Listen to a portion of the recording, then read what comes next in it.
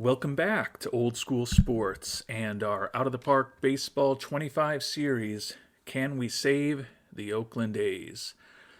And we've done a good job saving the Oakland A's here in the 2036 season. Just completed the second World Series win of our now 13-year run in Oakland. The playoffs were, when all was said and done, I think easier than we ever could have anticipated. We actually faced only one, or actually two elimination games our entire run through the playoffs, and they were in the second and third games we played in the wild card series after we dropped the first game at home against our division rival Los Angeles Angels. But after that 2-1 win in the wild card series, we took out the top team in the American League, the Toronto Blue Jays, 3-1. Never faced an elimination game there.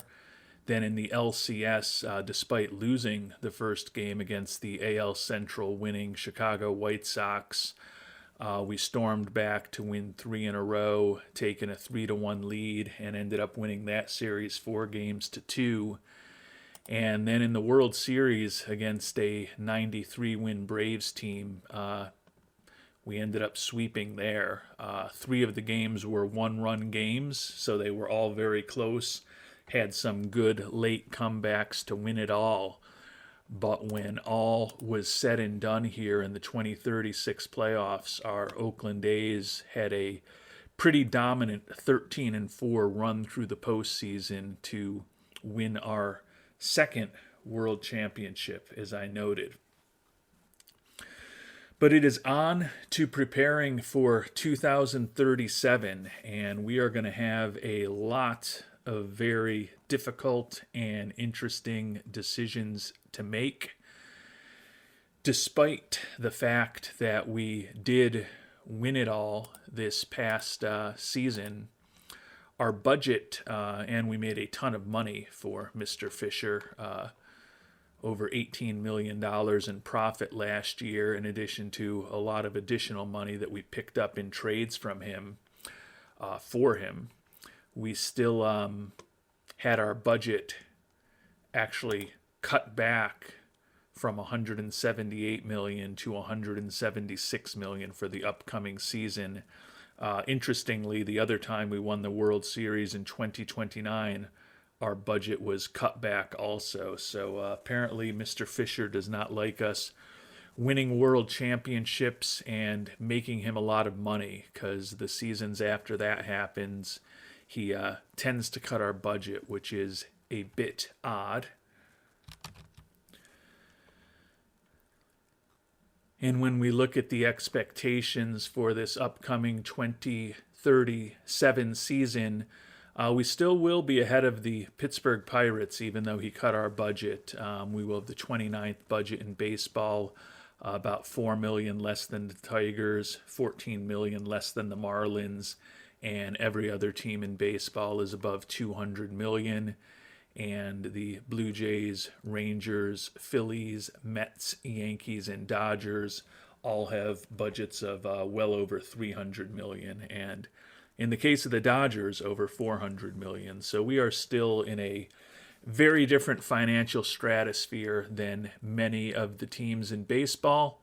But we've had a decent amount of success with the 2 World Series titles and making the playoffs 6 of the last 8 seasons. It was kind of a slow start in this playthrough, as we were kind of trying to build the organization and build the team and kind of feel out the new version of OOTP 25 many months ago when we started this series, but feel like through trial and error, and perhaps even more importantly than trial and error and just learning, a lot of good advice and interesting suggestions from viewers along the way, we've gotten to a point where we're feeling reasonably confident that we can hopefully keep the good times going for the fans of Oakland.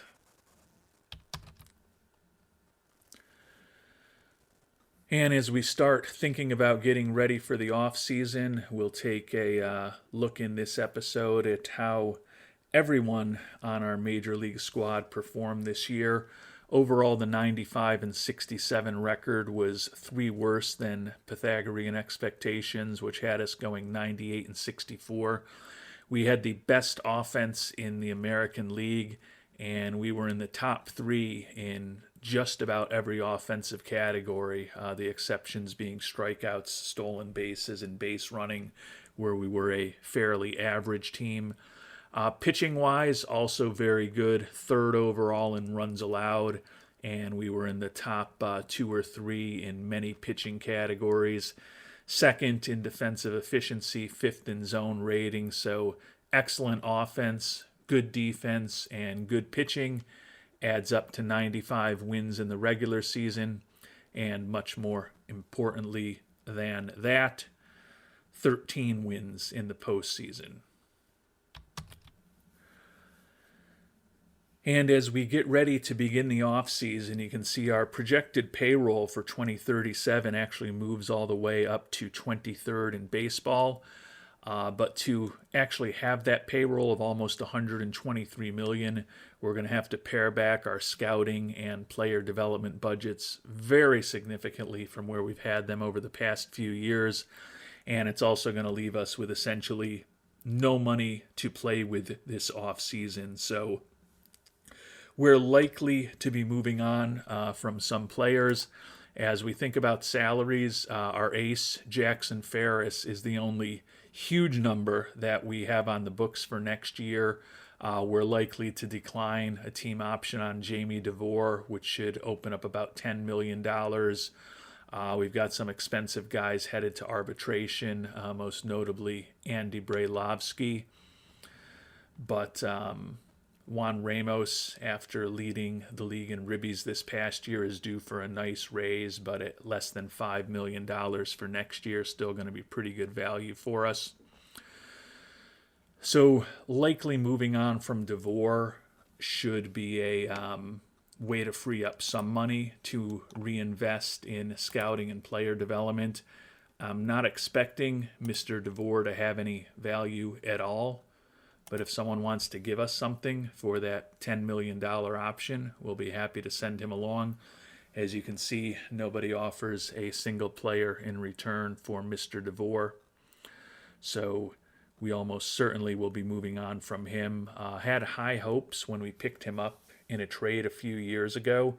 And he actually did well for us at first, but he's ended up dropping out of the rotation over the last couple of years. And by the time we got to the playoffs this past season, Mr. DeVore didn't even end up on our playoff roster.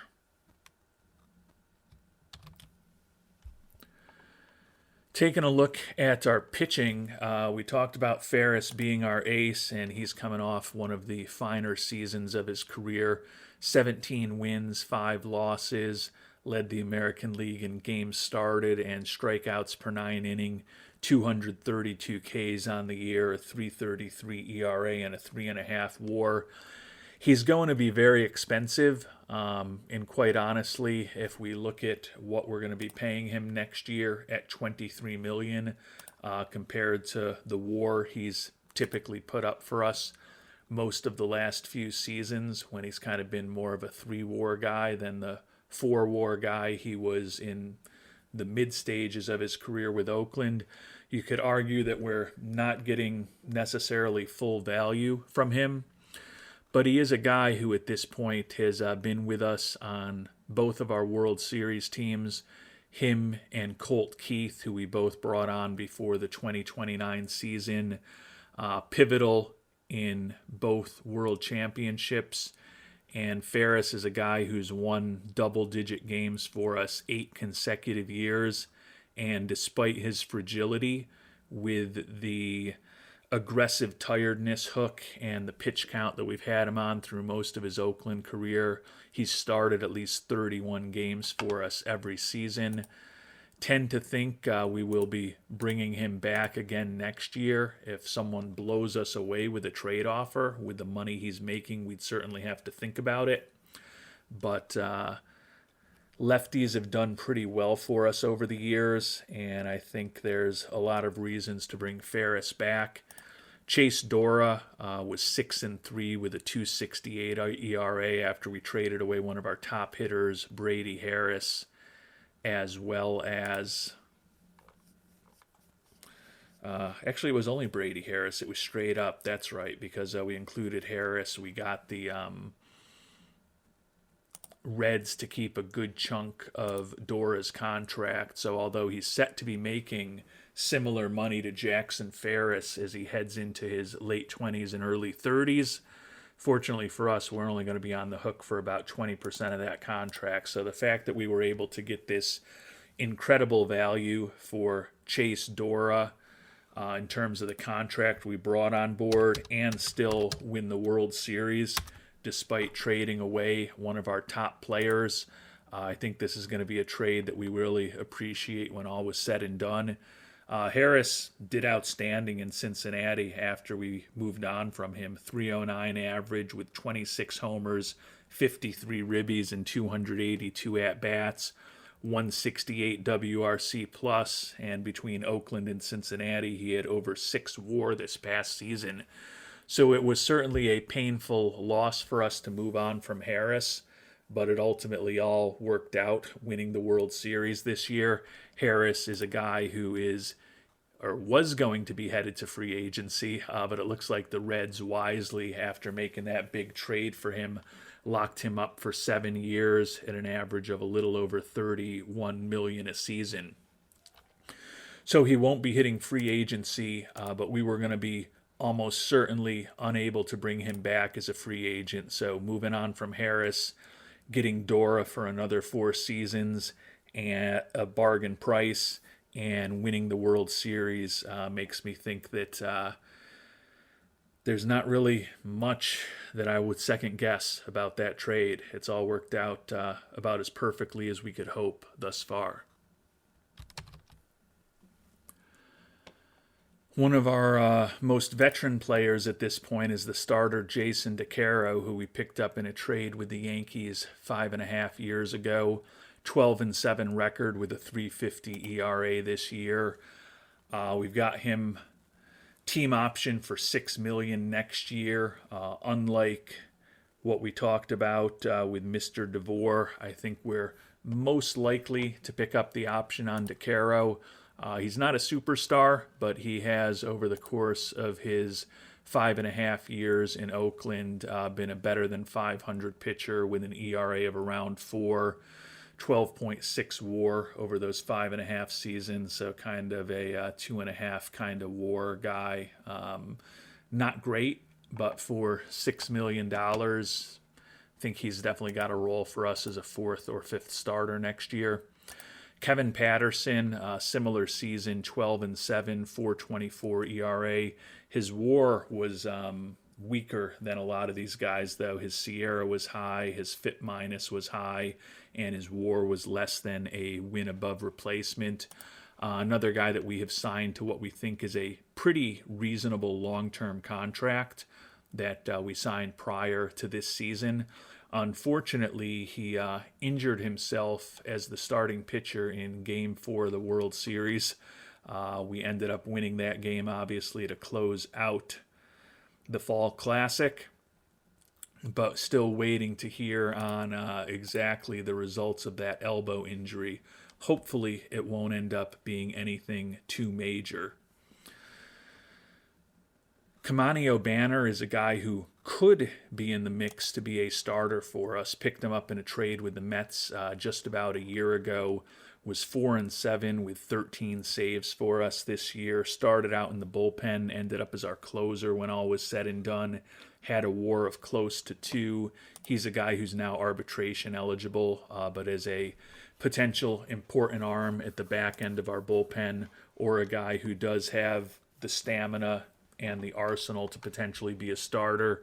Have to think he'll be back with us next year. Guy who certainly could move into the rotation next year is the youngster Doug Weiss, our 4th round pick from 3 years ago out of Austin Peay. Made his major league debut this year and Ended up spending much of the season as our stopper, pitched over 100 innings out of a bullpen. The ERA did end up bloating a bit towards the end of the year to 4.31, 7-8 record, 9 saves, 14 holds, 20 shutdowns, but 13 meltdowns. So Weiss was really kind of in the middle of everything for us this year.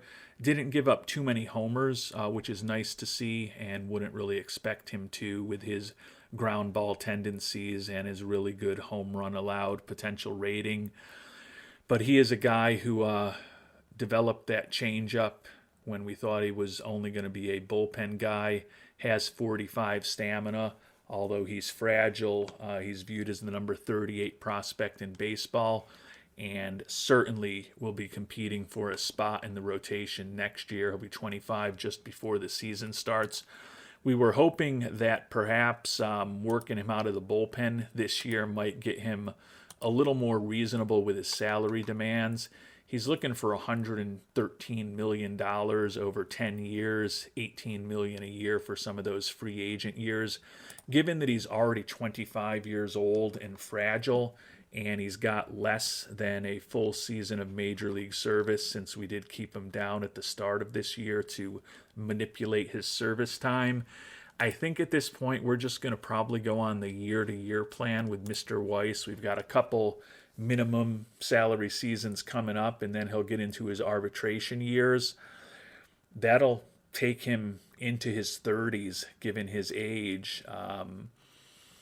If he ever wants to sign a bargain deal with us, we'd certainly be amenable to it. But he is a player who may just end up playing out his arbitration years with Oakland and then moving on somewhere else.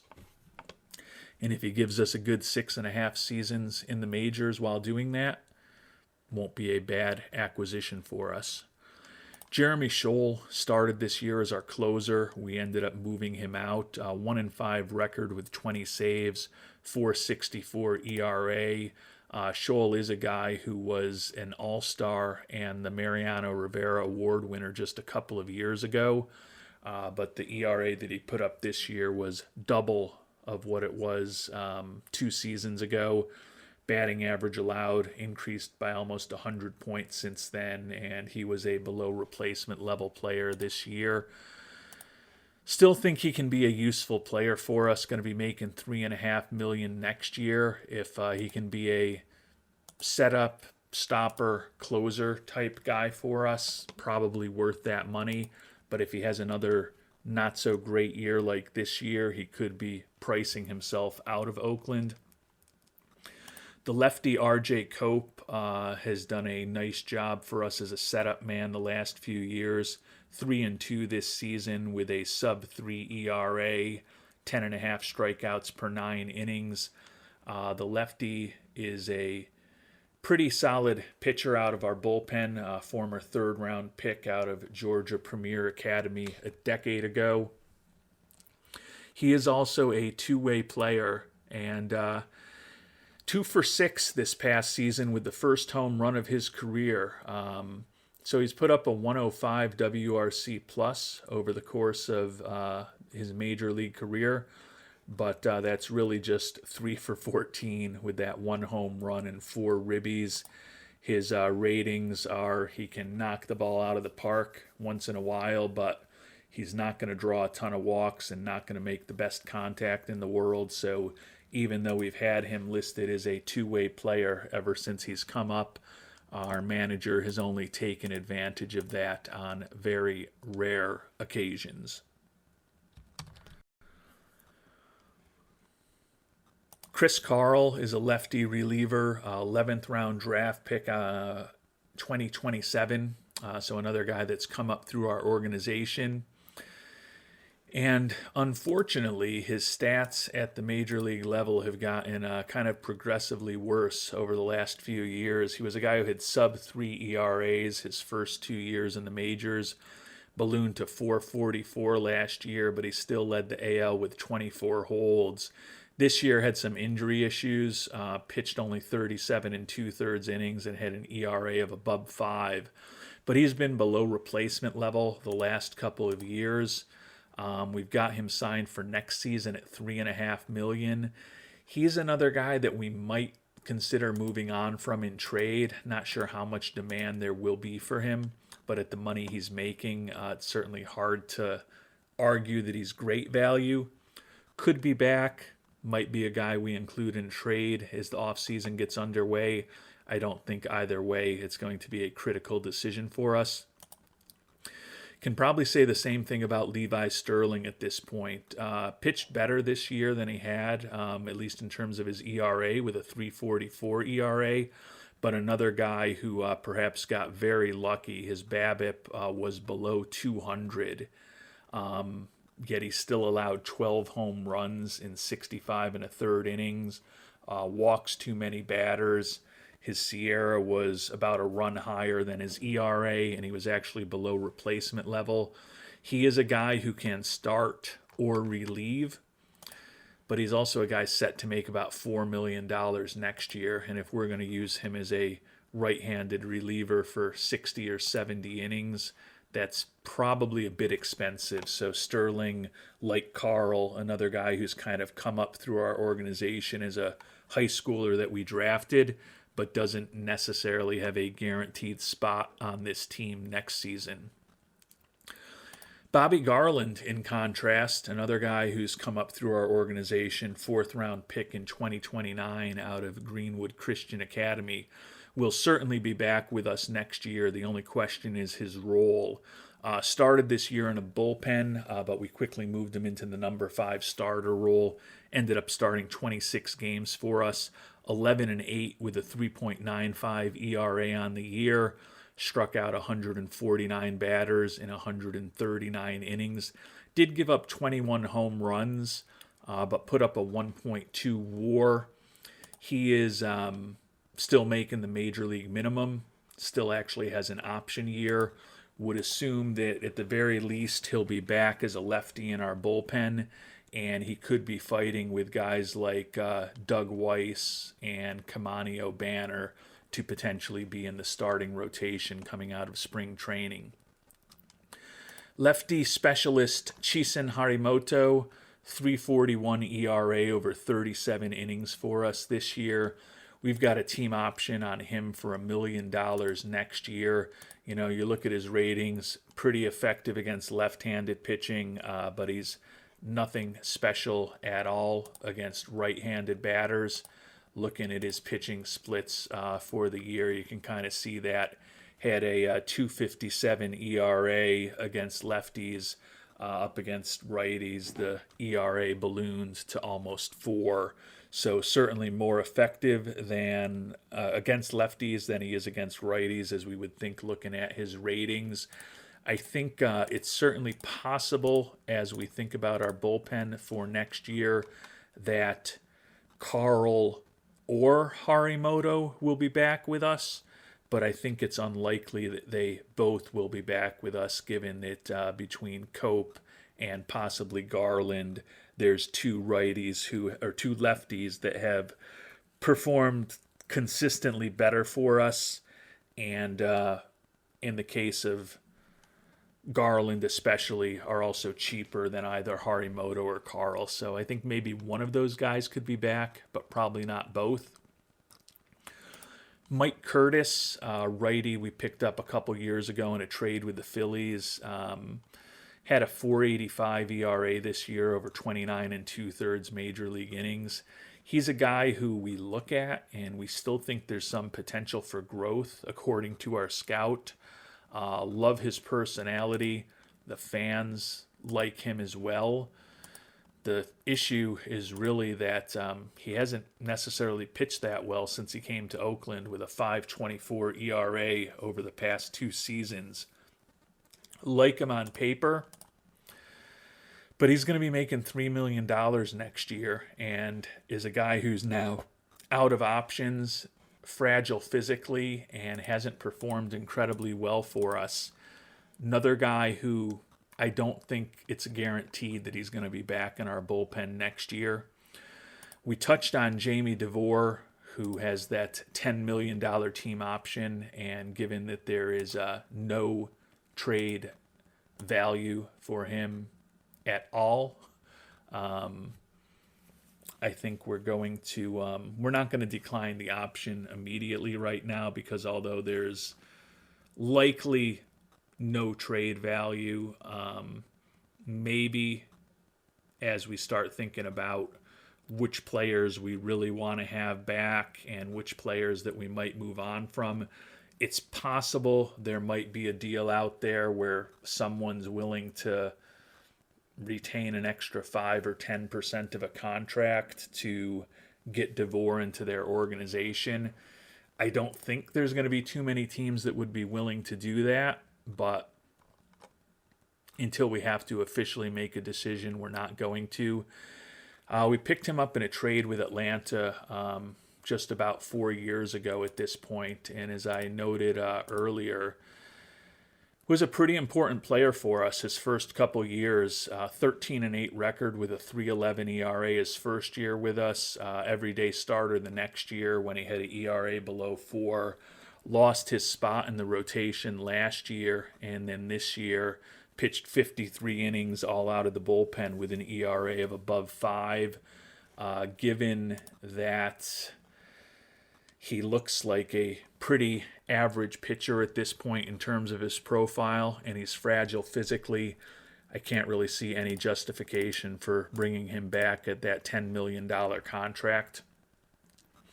And last, and quite honestly, possibly least, unfortunately, in terms of his skill set, the former first-round pick out of Piedmont College, Amari Raphael, still has 2 option years left, so probably going to remain a member of our organization. Put up a sub-4 ERA in 28 2/3 innings this year in his introduction to the major leagues. But the soon-to-be 26-year-old looks like he's going to have some pretty significant control issues. Walked 13 batters in those 28 2/3 innings that he did pitch for us. Also gave up 4 homers and gave up a lot of homers and walks in AAA the last few seasons already, as you can see from his statistics. So view Raphael as a guy who's making the major league minimum, who still has options, who we can use as a 4A guy over these next few seasons, but unfortunately don't think he's going to ultimately reach the full potential we hope that he might when we drafted him 22nd overall 4 years ago. So as I think about our pitching for next year, kind of like a lot of the options for the starting rotation, as I mentioned, Ferris, Dora, DeCaro, and Patterson probably all going to be back unless Patterson ends up with a significant injury. And with guys like O'Banner, Weiss, Bobby Garland, and if we got really desperate, someone like Levi Sterling, or Jamie DeVore if we got incredibly desperate, but that's not going to happen. There's plenty of guys in the mix for 4th and 5th spots in the rotation, and we've also got one of the top prospects in our organization in AAA and Jesus Saldana, who could be helping us in the rotation in the not too distant future as well. We'll talk about him more in our next episode when we dig into our farm system, but I think it's kind of a strange situation for us given the struggles we've seemed to have had finding starters over these last couple of seasons, but with the youth movement driven by Saldana, driven by Weiss, driven by Garland, and the fact that we were able to make that big trade for Chase Dora and Kevin Patterson a year ago, feeling like we're probably not going to be too active looking for starters this offseason, which given our financial constraints is probably a good thing.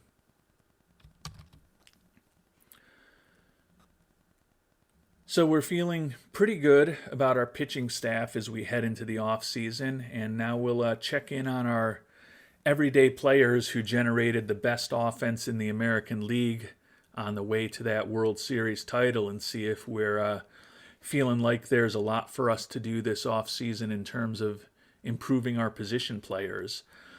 Catcher Dave Ackley continues to underperform what we think he should do offensively. His contact and his home run power are both a little bit above major league average, we think, and we've got a pretty good scout. But he hit 223 this year with 9 homers and 390 at-bats. Now, he was much more clutch this year than a year ago, driving in 55 runs, doubling the number of ribbies he had from a year ago, but still only put up a 77 WRC plus and a 1.3 WAR. He's signed to a pretty reasonable contract, making $3 million for next year. He's good defensively. Don't really see any reason to move on from him, although ownership wants us to upgrade at catcher.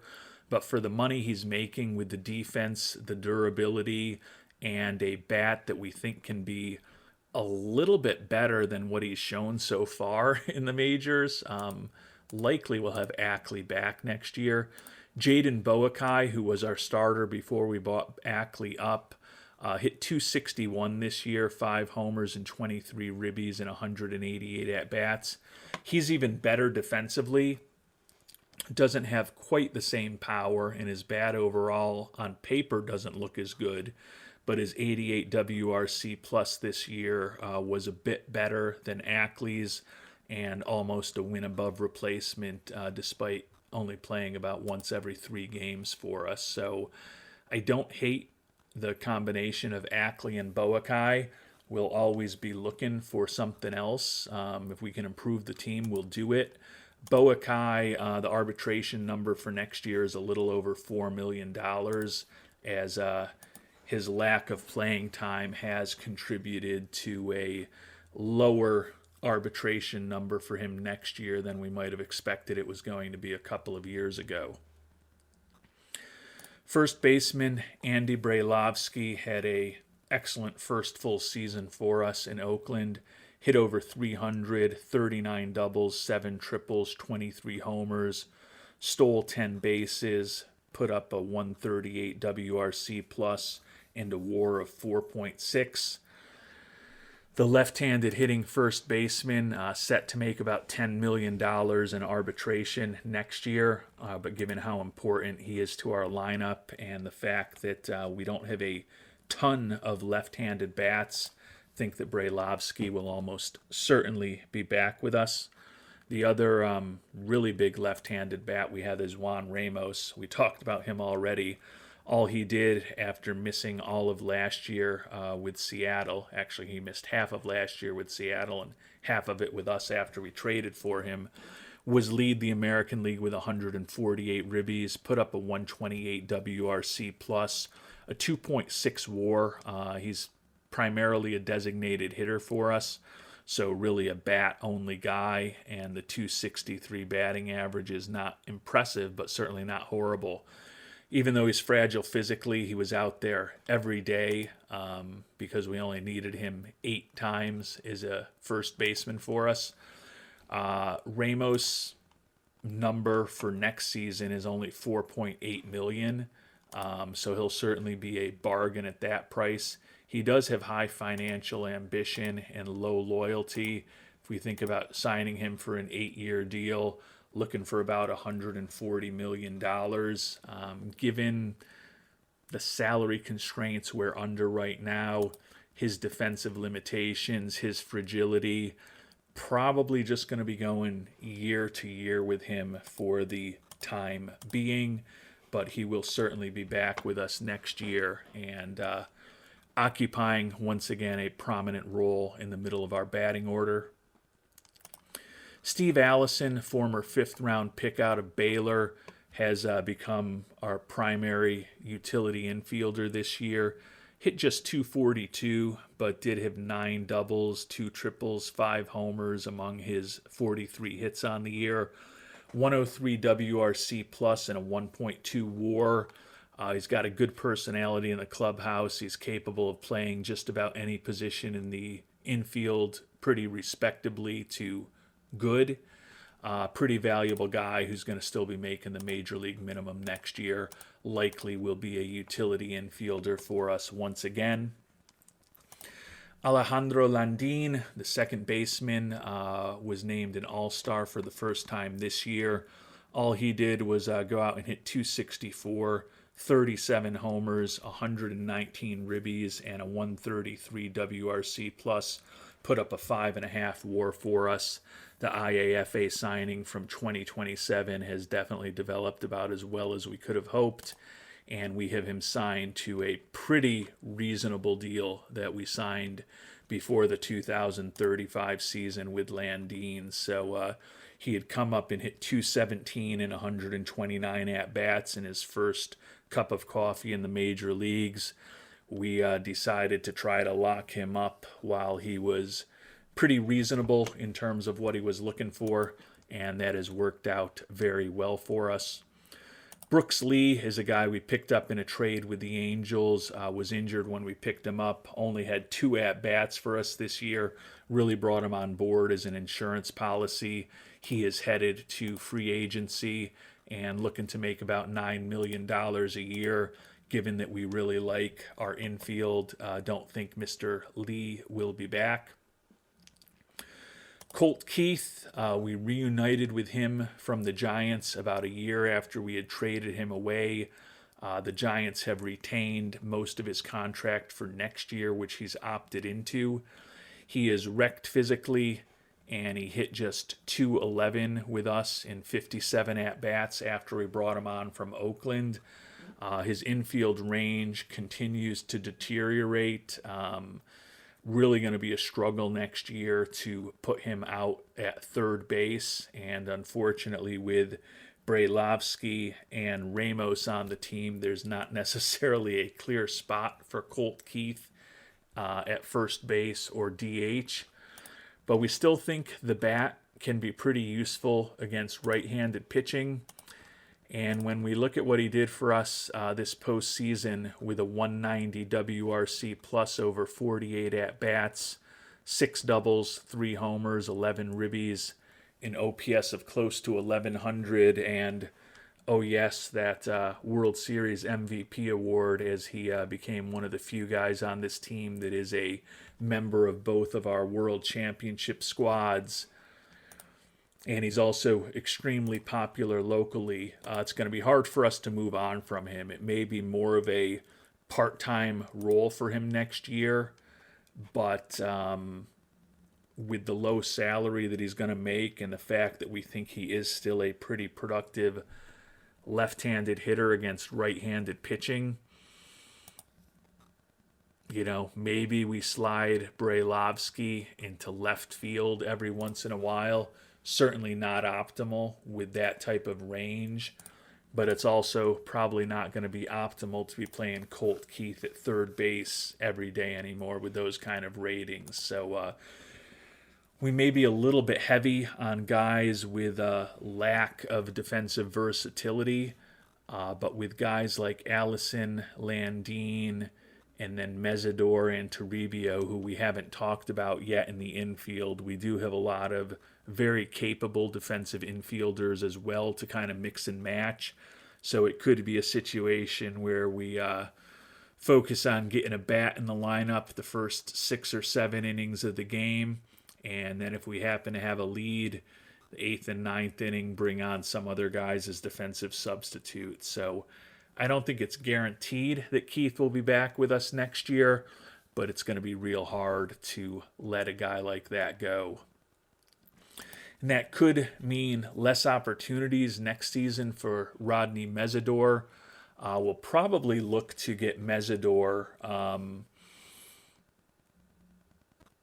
probably trained up to play maybe second base also in the spring training next year. 55 range isn't optimal for a second baseman, but want to have as much diversity as possible. Mesidor, even though he ended up getting bumped for Keith against right-handed pitching as our third baseman once Keith came on board, still had close to 400 at-bats for us this year, 30 doubles, 12 homers, 58 ribbies, a 115 WRC plus. He's a guy who's still set to make the major league minimum next year. Thinking about a contract extension for him. looking for about $9 million a year over an 8-year deal that would take him into his mid-30s. Probably inclined to go year to year with Mesidor at this point based on the money that he's looking for. Andy Toribio, the shortstop, his batting average has dropped each of the last couple of years. Still had 28 doubles, 25 homers, and 67 ribbies. When you combine that with some pretty solid defense at second base and the fact that he stole 25 bases, still put up a WAR of close to 3. But he was a slightly below average offensive player this year when all was said and done. That said, he's good defensively, he's durable, and he was signed by us very proactively and very early to a contract similar to what we have with Landine at second base. So certainly would think that Toribio, in all probability, will once again be our shortstop in 2037.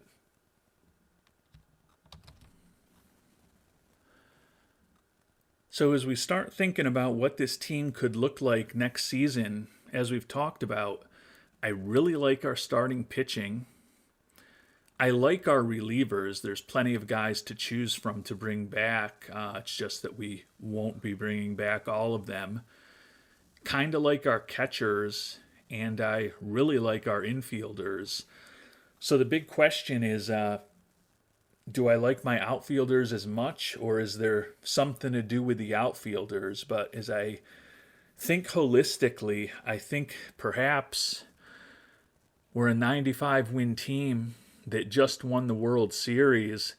If we can try to keep as much of the band together for next season, we're probably not going to have the opportunity to do too much in the offseason because of budgetary constraints.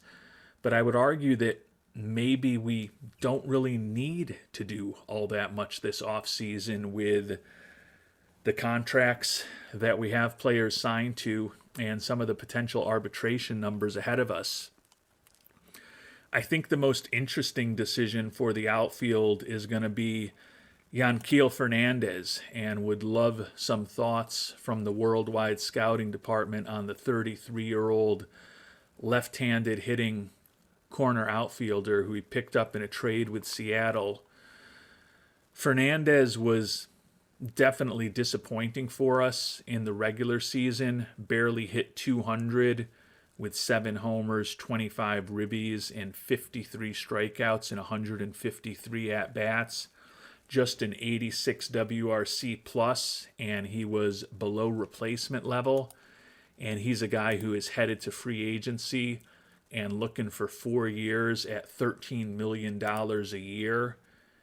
He was not very good for us in the regular season, as we talked about. That 86 WRC plus in Oakland is well below his 115 career mark.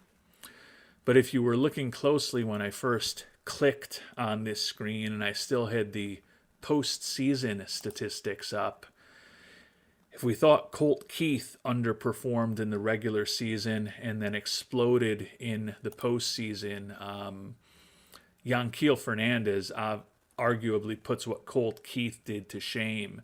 340 batting average, 7 doubles, 6 homers, and 13 ribbies in just 50 at-bats, an OPS of over 1,200, and a WRC plus of 223 for us in the playoffs. Surprisingly, he didn't win the MVP award in any of our 3 series, but he was an incredibly valuable bat for us in the postseason.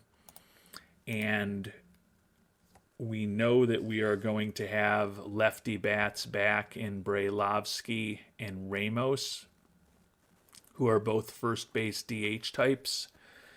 We think we'll likely be bringing a lefty bat back in Colt Keith, who, quite honestly, at this point is also a first base DH type, most likely. So the question is, do we try to bring back a 4th left-handed bat in Yanquiel Fernandez?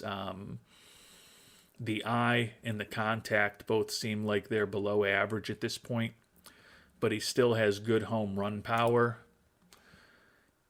has borderline excellent home run power against right-handed pitching, which is where we would be inclined to play him. But he's going to be 34 years old on New Year's Day. He's not that great defensively, and he's looking for a contract that'll take him into his late 30s at a price point that we might not be able to afford. I think I'm inclined to move on, knowing that we're likely to bring back Colt Keith at a pretty bargain price of $2.6 million, given that the Giants are retaining most of his contract. I have a harder time thinking that I want to be spending $13 million a year on Fernandez. He is an extremely popular guy, and we got a 4-point boost when we brought him on board, so it could be an opportunity for me to freak out again if we get a 10-point reduction when he leaves. But right now I think I'm leaning towards letting Mr. Fernandez leave on the free agent market, but interested in hearing what others think on that topic. The other outfielders, Luis Taveras, right-handed hitting corner outfielder who's been up with us the past few years, bats 250 to 300 times a year, playing primarily against left-handed pitching. Hit 278, 10 homers, 40 ribbies in those 302 at-bats. 26 doubles for him this year and a 125 WRC plus. Put up a WAR of close to 2. Looking at his ratings, he's basically the same guy against left-handed pitching as he is against right-handed pitching. And if we look at his batting splits for this past year, actually a little bit better, or actually significantly better against right-handed pitching this year than he was against left-handed pitching, which is where we try to play him more often than not. He is set to get a bump to a little over $4 million in arbitration this year, but that's still a lot less money than Fernandez is looking for. Taveras is younger, and he's a better contact hitter and better at drawing walks, even though he doesn't have the same kind of power.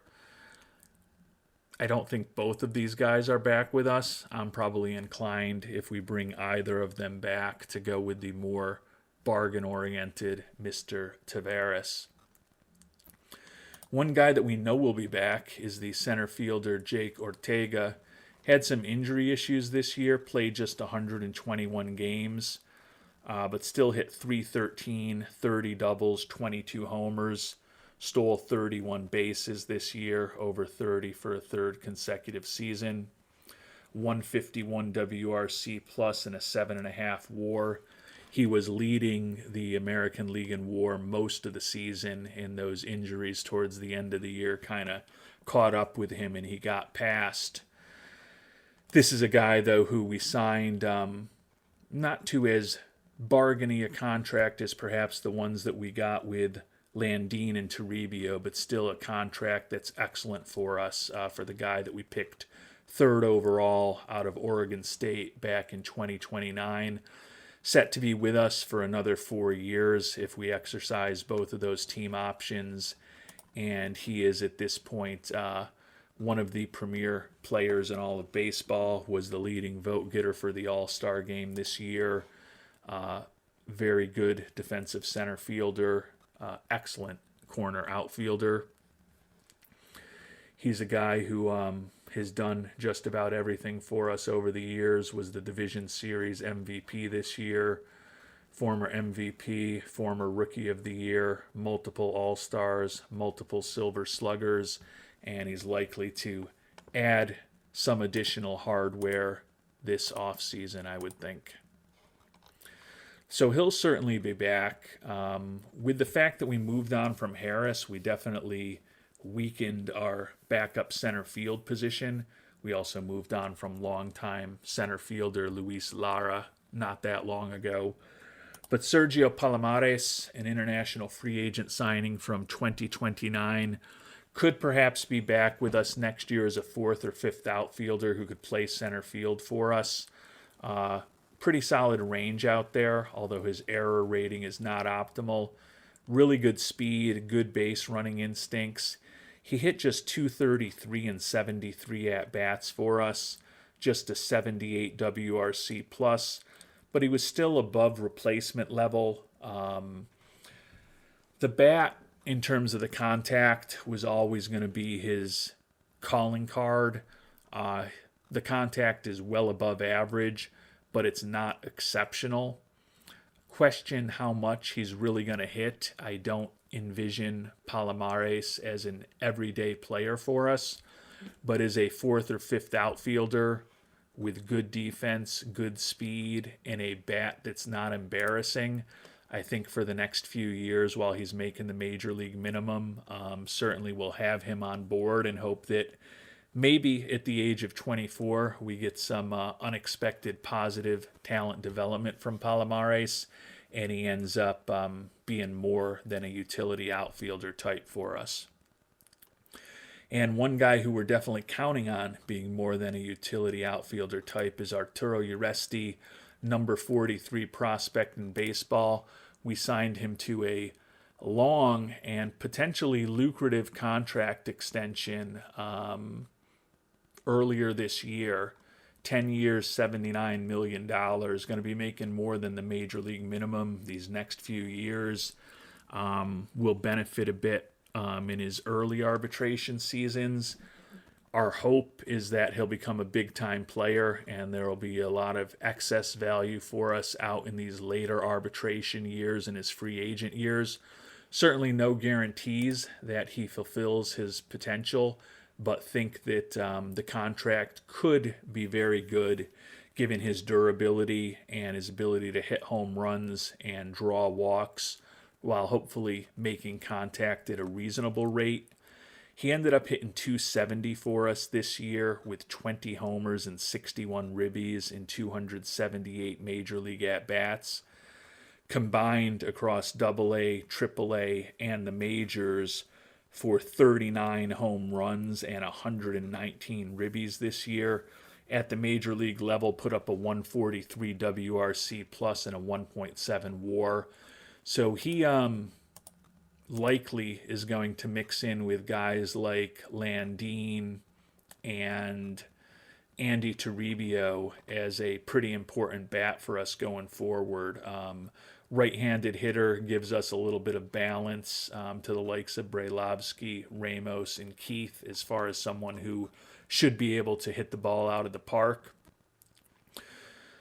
So feeling pretty good in center field with Ortega. Actually, we're feeling incredibly good in center field with Ortega.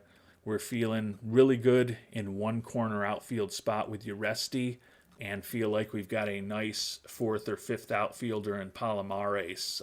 To me, the big question is the other starting outfielder, Fernandez and/or Taveras. Do we maybe put Brailovsky out there and then pivot to Ramos and Colt Keith being our DH/first base types? Or do we perhaps try to trade off some of our excess pitching for somebody different to play a corner outfield spot next year? I feel like there's a fair amount of options in front of us. I think they're probably similar to our relief core. I feel like there might be a little bit more uncertainty around exactly what that third starting outfield spot ends up looking like for us next year. But I feel like even if we moved on from Fernandez and we're counting on Taveras to take a more significant role next year, that wouldn't necessarily be a bad situation for this team. So, as I noted a little earlier, I kind of like what we're bringing back next year. The price tags, as we've talked about, are going up on a lot of these players, and we don't right now have a lot of financial flexibility with the guys on the books, but we will almost certainly open up $10 million more that we can use to potentially bring on a free agent and or bolster scouting and player development when we move on from DeVore.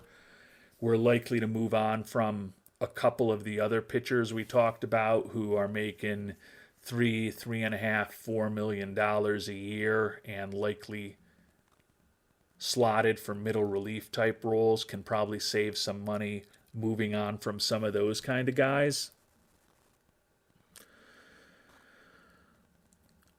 So I think it's potential that we can keep most everyone that we want to keep, clean up the financials a little bit. To me, the real big decision is, do we try to bring Yanquiel Fernandez back next year or not? And as I said, when I think about his age, when I think about the financial commitment, and when I think about the fact that he didn't perform all that well as an everyday player in Oakland, and we don't think his contact and his eye are going to be exceptional, I'm inclined to move on from him. But when I look at the dynamic offensive force that he became for us in the playoffs, that makes me at least think twice and reconsider whether perhaps we should pursue bringing Yanquiel back next year. So we're going to have a lot of interesting decisions ahead of us as this offseason begins, certainly anxiously awaiting to find out what happens with Kevin Patterson. If he's suffered a significant elbow injury that costs him next year, which is not an impossible result, that perhaps weakens the depth of our starting pitching a bit. But honestly, Ferris, Dora, Patterson, Garland, and Weiss still doesn't sound like a bad rotation to me. And again, that's not even thinking about Jesus Saldana, who we'll be talking about when we review our farm system in the next episode. So I don't think it's going to be an incredibly busy offseason for us. We've got an excellent team, and I think the goal is to keep as much of that team together as we possibly can and try to look for a repeat with the guys who helped us earn this world championship here in 2036. But if you have contrasting thoughts or supporting thoughts, always very helpful for me to hear what the Worldwide Scouting Department is thinking. Next time around, we'll take a look at our minor league system. We'll take a look at some of the top prospects around baseball, and we'll check in on several of our former players before we actually do start deciding what we're going to do in the development lab and moving forward with the off season. Until then, thanks so much for watching, and hope you have a great day.